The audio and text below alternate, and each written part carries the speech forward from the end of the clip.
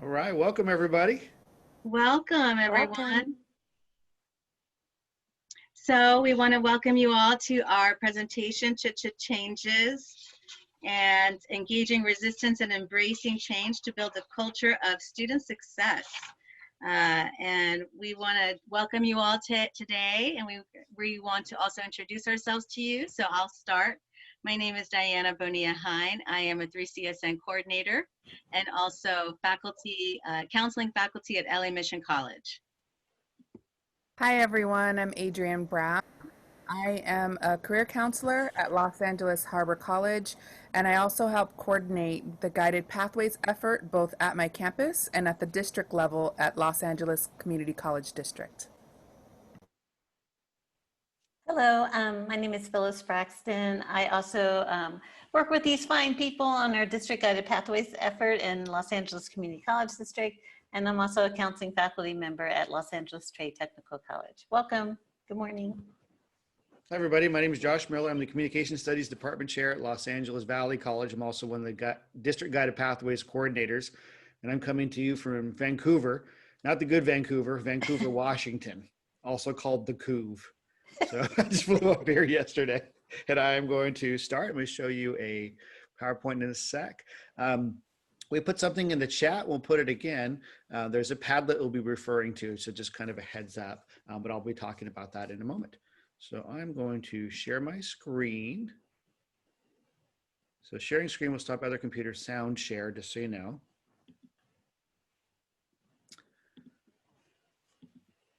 All right. Okay, so we're here on behalf of 3CSN, so that's why you're here as well. So we've borrowed some of their fantastic slides from 3CSN, and we're honored to be here. Just a little bit of orientation of what this is that we started this process over a year ago in Lake Arrowhead, and this is part of what's called the facilitator learning community. And we were supposed to do this presentation a little while ago in Ventura, but because of COVID, that didn't happen.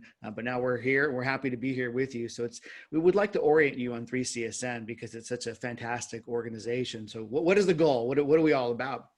Well, you can see here, and you can read the whole thing, so I'm not going to go through it. But the most important part is on the bottom here: increase student access, success, equity, and completion. And that's what we're all about. Everything that the 3CSN does and all our work is about the students, and that's really important. So a lot of this process today of talking about change and developing change and orienting change is how do we embrace, deal with, face change so we can make students more successful, how they get more equity, how do they get more completion. And that's what this is all about. So community agreements, whoops. We definitely want to hear from you. So this is an engagement, so you can talk to us, you can communicate with us. When we're sharing, so we just ask that if you have questions or anything, you put them in the chat. If you need any help, just please let us know. Keep yourself on mute, if you can. Assume the best intentions, we're all in this together, and that's really important, so we all want to learn, we all want to grow. So, and don't think that it's just us, we're learning from you as well. So the more feedback you give us, the input you give us, the ideas you give us are very important. So we will be asking you to engage, just so you know, and comment and talk and that kind of stuff. Take some time to read the screen and process. There will be moments where we'll ask you just to read something, for 5-6 minutes, and then, then we'll talk about it. So it's important, we're in no hurry. We have an hour and a half together. The most important thing is we're all learning together. And that's what the next one is. Keep in mind that we're all learners. So it's not just us. I've done a bunch of presentations for 3CSN over the last few months. And I feel like I learn more from the people that I'm doing the sessions for than they are for me sometimes, because we get such fantastic feedback. So we appreciate you, and we're happy that you're here. And we want to make sure that you have the opportunity to speak. So don't think your voice is muted. Anytime you have anything that you want to say, please feel free to communicate with us. If you want to take a moment, and actually I forgot to take this off here in the top. You don't have a Google Doc to open, so you don't open to it, so don't worry about that. But in a moment, I'm going to show you our Padlet, and in the Padlet, so there's a link in the chat. So if you want to take a moment to open that up, so that's important because we're going to be using that Padlet a lot through this session. If Canvas, so we actually didn't change this page, but you don't have to sign into Canvas. But you definitely, what you want to do is create a space for note taking. So if you want some paper, if you want a pen, there'll be a couple of times when you be on your own, you might want to have a space around you where you can take some notes on it, so you can kind of focus on what it is you're reading, what you're processing. And if you have any questions, clarifications, or challenges, text us in the chat so we can help. We are absolutely here. So our objectives, do you want me to cover the objectives? Or Phyllis, do you want to take over that? Hold on, I can take over for this. Thank you, Josh. Sure. So for all of our events that we do, we want to kind of outline some specific objectives for you in this session. One of the big events, of course, that has happened has been the pandemic and the impact on all of our colleges, on our faculty, our staff, and especially our students. So we want to have a chance or space in this session today to normalize what is being experienced, to share our experiences. And so hopefully you're going to be open to that with sharing with your colleagues about your own experiences as you've transitioned to an online or mostly online environment. We want to talk about tools that we can provide to you to help you navigate this current landscape, which has many challenges, from public health and economic challenges to addressing social justice and equity issues. Many of us are engaged in that work right now and have been engaged for a while, to learning how to work in a remote environment, to talk about ways to engage our online learners. These are things that we're going to be talking about in the context of change. Not only how our students react to the changes, but how we can react to the changes, and what barriers do we put up for ourselves that impact how we address change. So there's lots of changes going on, and these are things we want to kind of keep in our head. And we want to think about supporting others, each other in this community, and others when we think about getting back to our campuses. How do we help them engage any kind of feelings of resistance? Resistance is natural. We all, I think, have experienced a little bit resistance as we've gone through this time and period, but how do we engage with that? And how do we look at embracing change to help still build a culture of student success? We are still here for our students. We know you are too. How do we help focus our students and ourselves on building a culture that really ensures that our students are successful? So today we want to keep in mind some inquiry questions that are going, that we want you to be mindful of as we go through our sessions. As part of 3CSN, we really try to take an appreciative inquiry lens. We want to kind of appreciate the aspect of looking at things more deeply. As educators, I think we all do this, but we want to focus your attention today on these.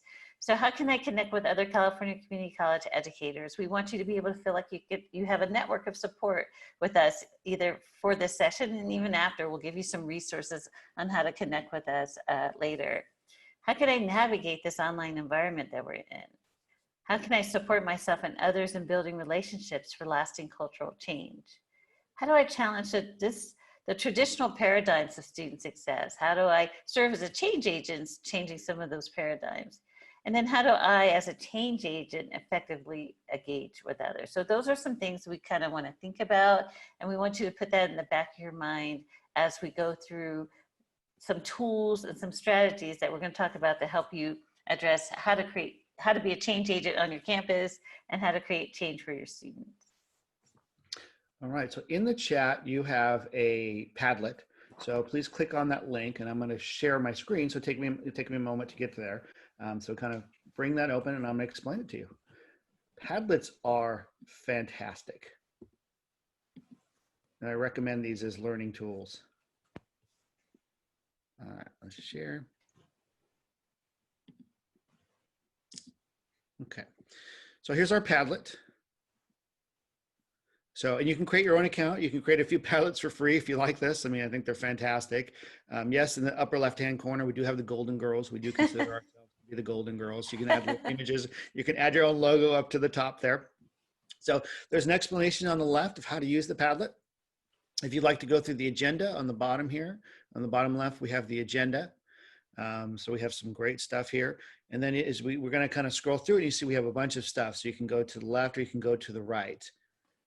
And then on the bottom here, When you want to add a comment, you just click in here and you add your comment. So when I add a comment, because I have an account, it'll have my name on it. But when you add a comment, it'll be anonymous, just so you know, unless you already have a Padlet account. Okay, so it's a great tool. We're going to be using this for the rest of the time. Since I have it up, Diana, would you like to start with the icebreaker? Absolutely. Okay, so I have the pleasure of doing the icebreaker today. So what we want you to do is we want you to think about, I'm going to put this in the chat so you see, we want you to share a strategy, a life hack, a valuable life lesson that you've discovered over the past few months that you can share with a colleague. And what we want to do is give you 2 minutes to think about that. So I'm going to put on the timer right now. We're just going to think about it on your own so you can then share with a colleague. And then let me just ask my fellow presenters here. We can still do breakout rooms, and I can pair them up because we have 4 even participants. So after the 2 minutes is up, then I'll put you in 2 breakout rooms paired up, and where you can share each other's life hacks. Well, we have 3 now because Howard had to step out. He'll be back. Oh, okay. So it's then his first day of classes. No problem. We can share here in the large group. So I'm going to start the timer now and give you those 2 minutes to silently reflect on your strategy, life hack, that valuable life lesson that you've discovered over the past few months during this COVID time. And you can type it into the Padlet. I'm going to type mine. What if I? Let's open it up to a group discussion, and we can share our life hacks. Who would like to start first? And when you share your life hack, just introduce yourself by your first name and and then share it with your life hack. So I'll go first. So again, my name is Diana, and a valuable life lesson I've learned over the last 2 months is I've been waking up earlier. So I normally would wake up at 8 in the morning and start my day and drive to work and get to the office and start seeing students. But now, since I don't have that commute time, I wake up at 6, and for the first 2 hours of my day, I do me stuff. What I like to, sometimes I'll meditate, go for a walk, clean my house, because that brings me peace and joy to have a nice, clean environment. Maybe make a nice breakfast for myself, do a smoothie. And then I find that when I sit down in my office that I'm way more relaxed, knowing that I have done something for myself already. Who would like to go next? My dog has been training me very, very well. This is Phyllis.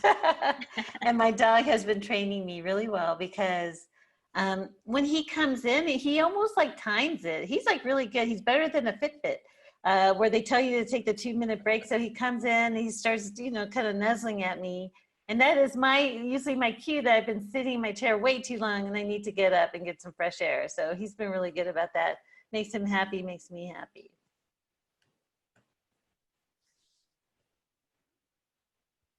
I'll go. Well, I put in a computer, but I was let's say I'm looking at your kid over there, and I'm thinking about, my kids. And we're just this morning, we had a conversation about, thinking about Diana too. We had a conversation about scheduling because we had a set schedule before where I'd get up in the morning at 5:45 every morning, make them breakfast, do all of these things and get them out the door and head to my work. But now all of us are all over the place. And we had a conversation this morning about now that school's online for the fall, that we have to develop this, we have to like artificially create a schedule. And I'm not good at that at all. Like I need a schedule to be put on me. So we're really gonna have to work on that, and then take some non-computer time. They've been on the technology too much, and I've been on technology too much. So I'm gonna work on it. Well, I'm Richard. I teach at Evergreen Valley College in San Jose. And I've returned to the quality of organic learning through movement. I have a history of that. And what it does is that allows me to slow down, to feel my own sense of self. And then that way I can ground myself in that authentic movement of myself. And then it makes it easier for me to approach any other obstacle.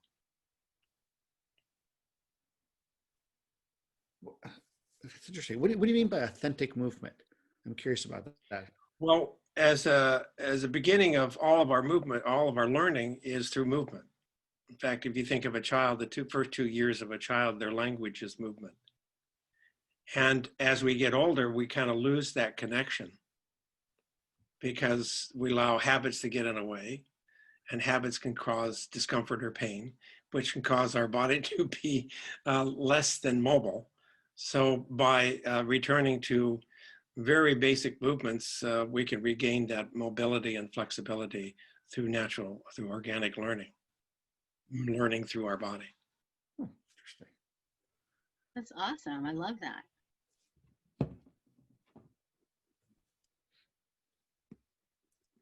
Leslie, Adrian? I have to spend some time in the sun and fresh air each day, which is a little bit easier actually to do in the summer because the sun doesn't go down until 8 p.m. So even if I end up working a little later, finding that time to get outside has been really important for me. And also specifically, I have hammocks that I can toss up between any two trees I find. And so spending time in my hammock at least once a week is really, really nice. I like to do it where I can see the ocean too. It's even better. Wow, that sounds amazing. It may be too loud to Leslie? contribute where I am. Can anyone hear me? Yes, we can hear Yes. you. Okay. I've just been focusing on grounded mindfulness, what I call the here and now. If I realize that I haven't made a memory of what I've been doing for the last few minutes, like I don't remember the sounds, the smells, feel, the texture of what I was just doing, I go to here. I say, okay, I am in the whatever room, whatever time of day, etc. So I kind of ground myself in the moment. And then when I say the now, I check in with how I'm feeling. Am I so distracted because I'm stressed? I'm mentally trying to do 3 things at one time. And so that is where I get a little bit of moment of clarity and I jump back in and lose it all. Great. Thank you. Leslie? I think because right now, especially I start on I think the 25th, and there's so many PDs, and I'm a single mom, so I'm here with my daughter and dealing with her at the same time. Like even if it's not in person, but making Zoom meetings and filling my cup, because sometimes I just get so drained of getting all my preparation ready for my class and taking care of my daughter at the same time, that I have to make time to invest in those relationships so that my cup and her cup is filled too, because she's like, where are the kids? She doesn't see kids anymore. So I have to have baby dates and stuff on Zoom. So just finding ways to fill the cup, because I get really, really emotionally exhausted and stuff. So yeah. Yeah. She wants to share her painting. That's true. It's so true to get to self-care and to take care of ourselves that way too. Leslie, thank you for pointing that out. Thank you. All right, Phyllis. There's such great life hacks. Well, now it's actually the knowledge building part that I will continue to facilitate for us. So I'm going to direct you back to the Padlet. On the Padlet, I'll put the link here in the chat box too, if you just want to click there. It's going to take you directly to this article called, we call it the tag article. It's the name of the author. I think it's called, let me see, I have to go back to the Padlet, but. Why faculty resist change. Thank you, my friend. Why faculty resist change. So what we want you to do right now is I'll set the timer. We're going to give you 7 minutes to silently read. We'll mute ourselves so we can have some quiet time. And after 7 minutes, then we're going to, well, actually, while you're reading, if you can pick out a golden line or a strong line, something that resonates with you, something that maybe reminds you of something that you've been through, or maybe even something that you totally disagree with in the article that you would like to then share with the group. So after the 7 minutes is up, then we're going to spend some time just discussing the lines that we've picked out and share them with each other. So is the direction clear? Any questions? Okay, so I'm going to set the timer now for 7 minutes. Can you just click? So now we're at a part where we're going to share our golden lines with each other. So I want to open it up to the group. Feel free to unmute yourself and share the golden line that you found as you read, something that resonated with you, something that maybe reminded you of something you've been through, or maybe something you just completely disagreed with that you would like to discuss and share with us, and we'll have a conversation about it.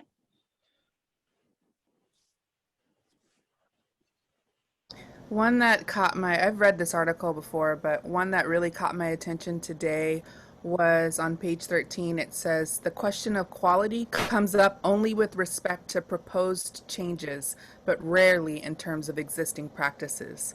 And that's pretty silly, right? And people don't like to, it's that status quo thing. Whatever's we've been doing, it must be right, but obviously it's not if you look at our outcomes, right? So, and then when someone proposes an idea, people immediately want to shoot it down. But instead of talking about, well, what can we do to make this idea better and to try something new? So it's that interesting natural inclination to question something new, but not want to question what we've already been doing. That's a good one, Adrian. I added a comment that kind of reflected on what Richard was saying about going back to where we used to be. And when we were younger, you know, we want to learn, we were free, we were open. But now we develop these habits. You know, I think that's a good word, because the line that stood out for me was the status quo bias. Where to go? Basically, that we don't want to change the status quo. I mean, that's the thing. It's kind of a loss aversion. We think that if we change whatever we're doing right now, we're going to lose something instead of gain something. So we have that loss aversion. I remember years ago talking to a vice president on my campus, and I was told that a lot of faculty who didn't want to retire, the deal that they made to get them to retire is that they got to keep their office. So they still had that sense of connection. So they'd go back. And so we had faculty on campus that weren't teaching anymore, but would just go hang out in their office because it was something they were used to. Wow. So sometimes you got to break out of what we're used to. Yes.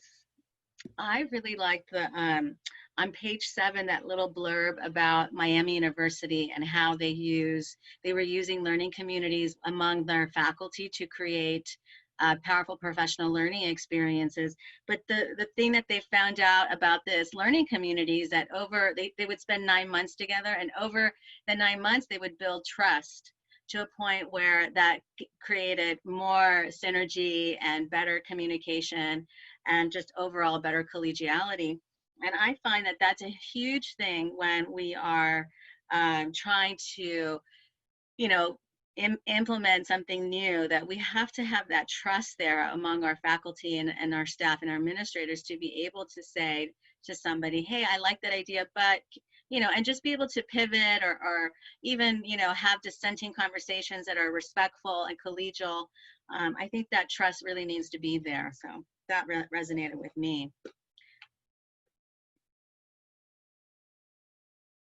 I'm wondering too, like, in light of this, this article, what people are thinking of in terms of the changes that we're experiencing on our campus now. I kind of want to think through how those changes are being represented. Like, how do you feel resistant to the change? I know I've been resistant to change in some aspects of using some of the technology, as I'm sure some of us have been feeling as well. I've been resistant to the ideas about, you know, having to be the tech support person.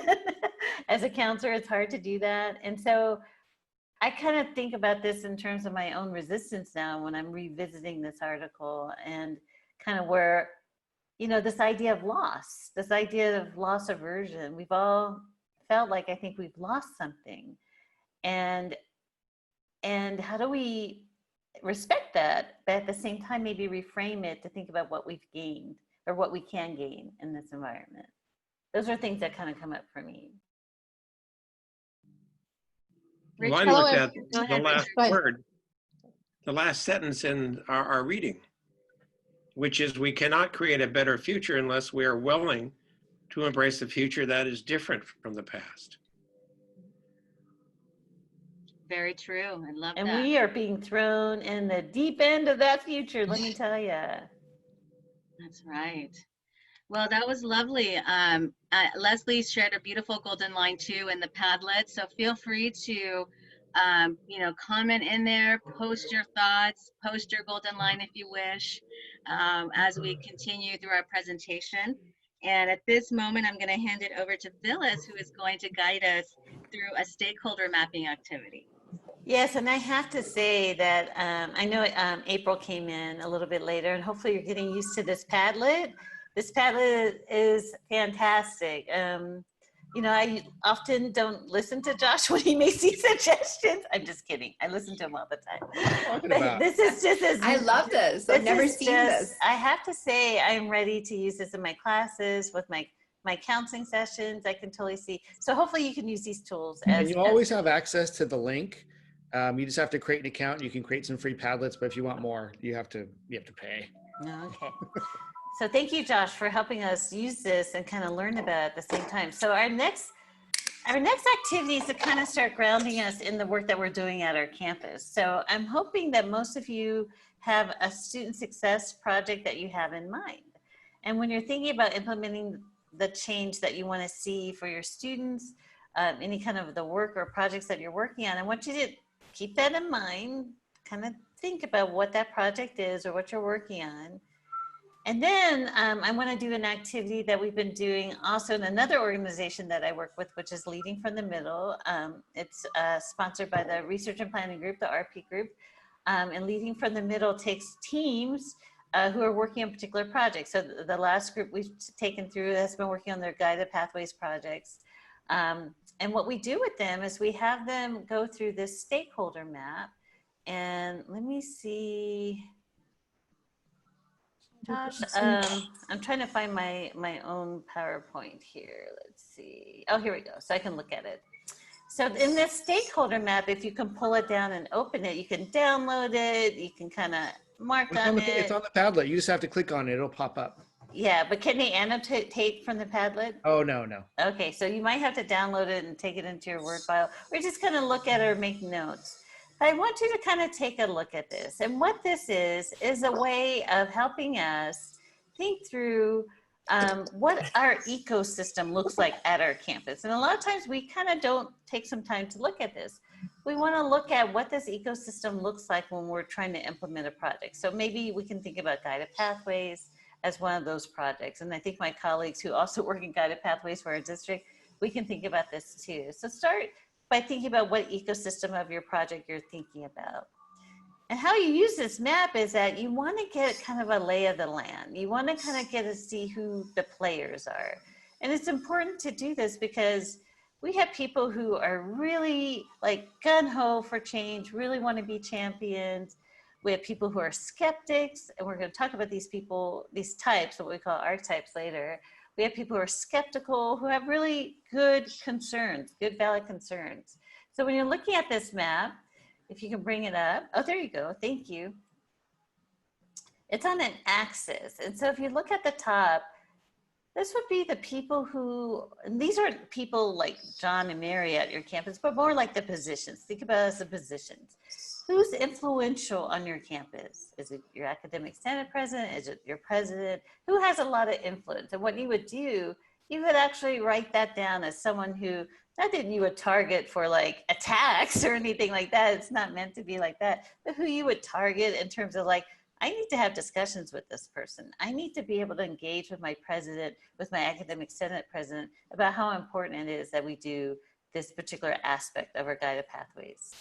Like project. I'm using that as an example. So who are the influential people? And if you look down below, you can think about who are the least influential people who maybe don't have influence or a voice, but maybe people who we want to have an influence and a voice.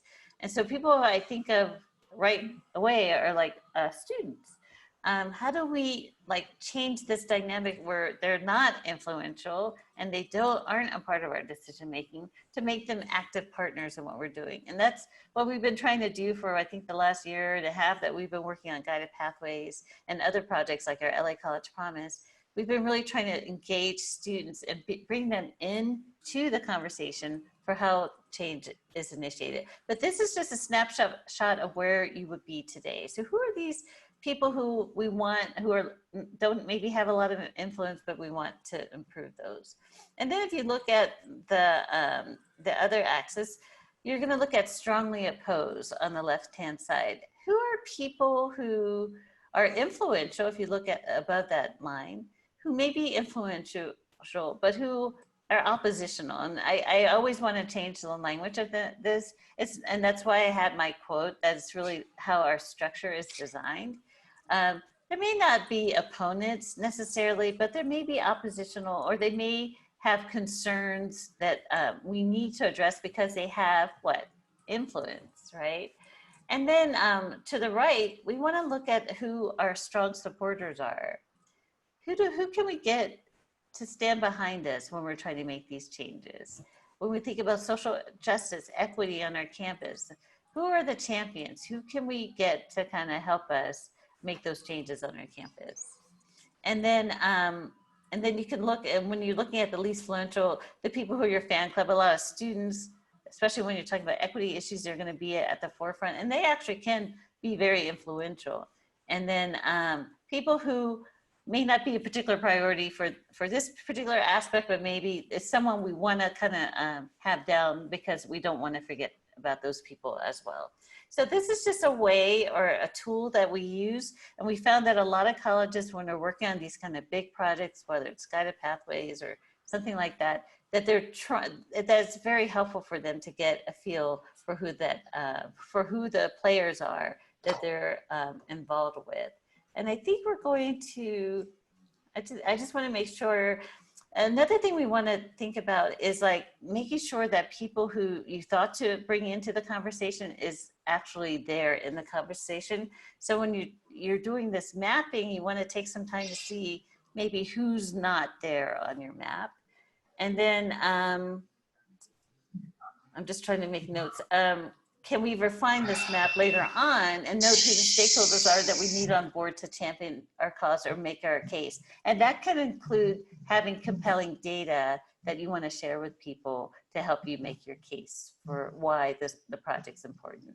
So we kind of wanted to give you that tool as a way of framing how that might work. And do we have an activity that we're going to have them do with this, or we're going to give them a few minutes? Colleagues? Yeah, to go ahead and actually map it out, and thinking of one particular project initiative that you're working on. You can write on your own piece of paper and pen or pencil. If you know how to annotate, you could annotate whatever's easier for you. But with one particular project in mind, write out who would those different people be and map out your stakeholders. Because this is being recorded, we're not asking you to say, oh, that's Sue Smith in accounting, really drives me crazy. No, we're not asking you to do that. So you can think of them in terms of positions, and we're not going to ask you to share like names or, you know, addresses or anything like that. Did everyone get a minute to kind of think through? And we know we don't give you tons of times in these situations. It's just a tool. Any kind of feedback or quick thoughts before we go into like kind of how to address certain archetypes that we have on our college campuses? I have a thought. When I think about my fan club, it's actually usually made up, or a fan club and champion is usually made up of people that I have a relationship with. It's not even specific roles. It's people who have gotten to know me as a human being and who trust me that what I'm doing is in the interest of students and not self-interest. So people who you build a relationship with. Yeah, and for also what I noticed for me is that sometimes my fan club are people outside of my own college, maybe still within our district, but not necessarily at my college. If you're in a district, maybe you have that same experience too. Yeah, how can we reach reach within our own communities to kind of learn. I know that me and Diana are going through that when we're learning our new software for counseling, which is Cranium Cafe, and we've been sharing ideas back and forth, so that's really helpful. Any of our participants want to share an idea or a thought about people who are your champions, fan clubs, people who you want to kind of get on your side or need to talk to more to kind of buy in to some kind of change effort you're working on at your campus?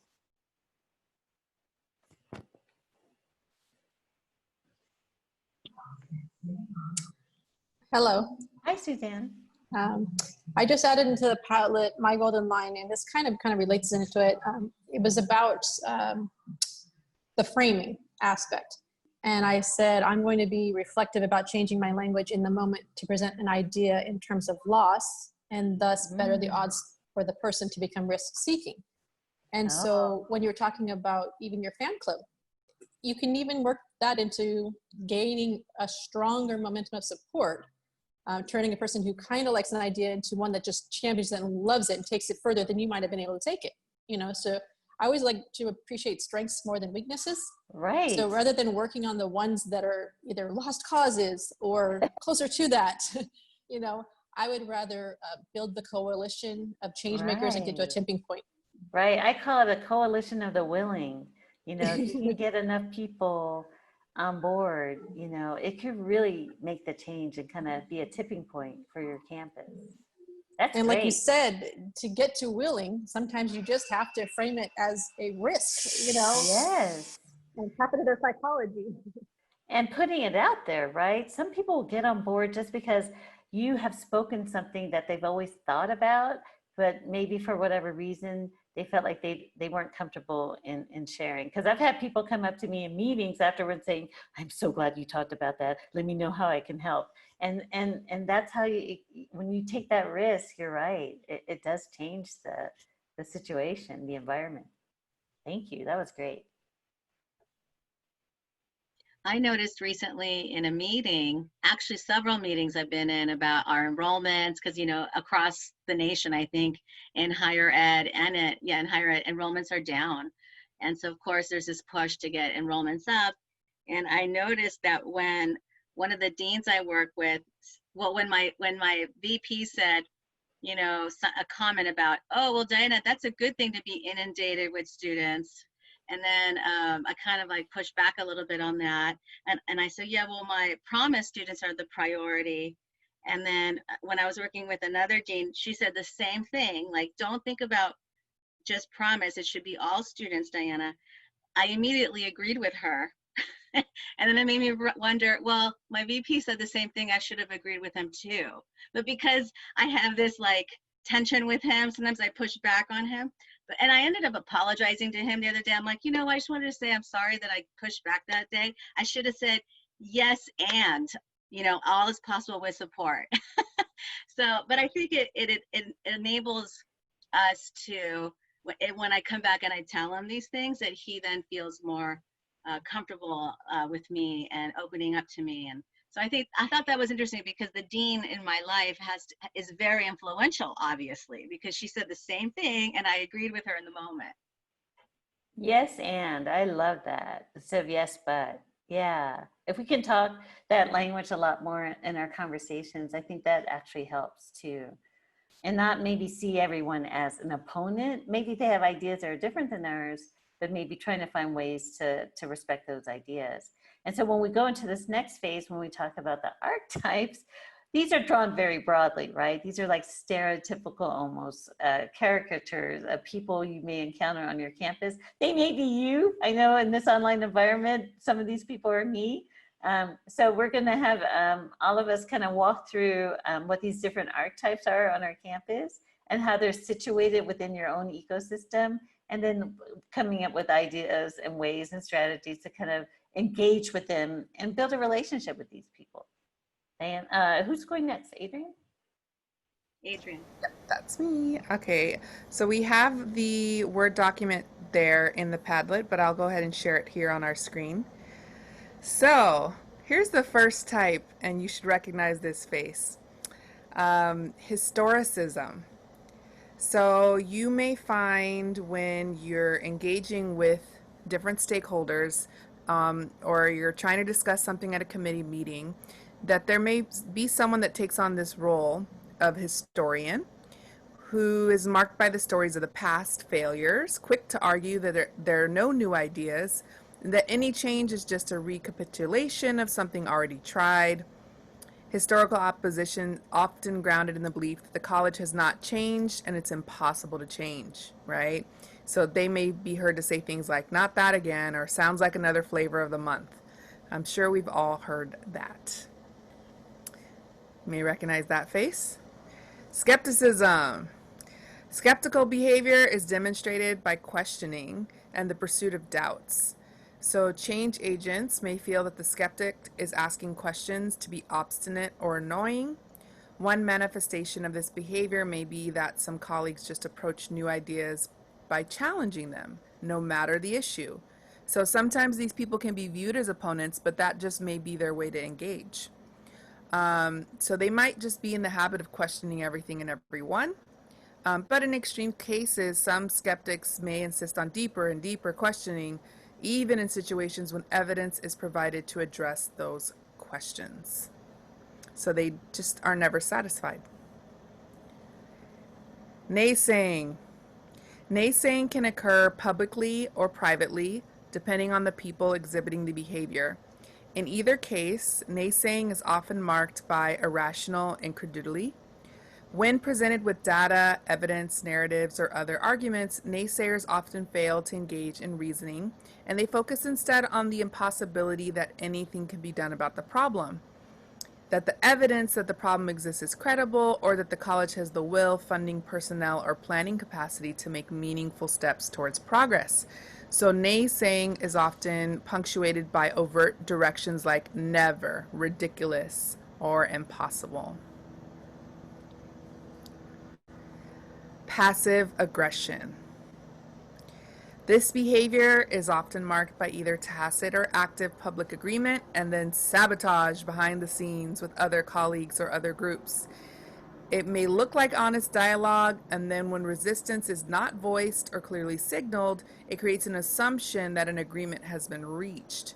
People who use passive aggressive resistance may even deliberately misrepresent themselves as in agreement, and then in private launch a resistance campaign, fail to act as they pledged, or slip into apathy as a form of resistance. This aggression can be subtle, difficult to detect, but eventually shows itself. Disengagement or apathy. Disengaged colleagues can also be difficult to detect. Some people are just checked out, right? On the one hand, they may be actively disengaged and fail to show an interest in anything except the minimum of what their job descriptions define. On the other hand, other colleagues may take on committee work or task force assignments, but fail to expend any energy or effort despite their presence at meetings or volunteerism. It can also be represented by claims of being overwhelmed or too busy, while already very busy people continue to extend themselves by being engaged in everything. Here we have intimidation. Intimidation can take many forms in an academic setting. By their very stature and gravitas at the institution, some colleagues may intimidate without meaning to do so, and others more consciously and deliberately, using different approaches to intimidate their coworkers, body language, insinuations, subtle ways of silencing. Others approach intimidation with forceful rhetoric, political channels, and public challenges. Even if the intent does not exist, the result is often a chilling effect on courageous conversation and closes down that open dialogue about new ideas. And here we have fearfulness. Fearfulness in higher education is not displayed as openly as this picture may depict it. However, it's a common condition. Change agents who seek to build coalition around an initiative may find themselves building support in one-on-one conversations.